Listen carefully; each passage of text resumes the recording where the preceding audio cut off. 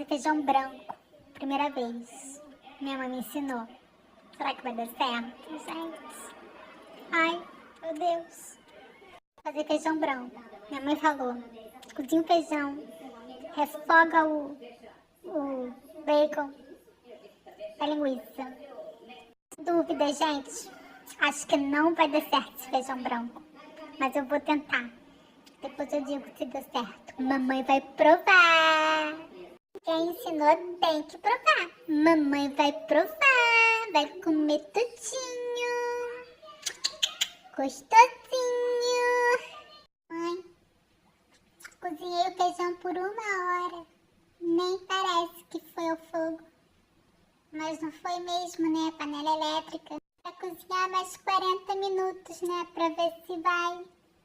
Já refoguei o bacon, a linguiça, cortei os legumes, mais nada. Aí o feijão cozinha finalmente. Aí tu vai fazer o arroz e pá! Acaba o gás. O marido foi comprar. Será que tá bom? Será que tá gostoso? Ô papai, tchau!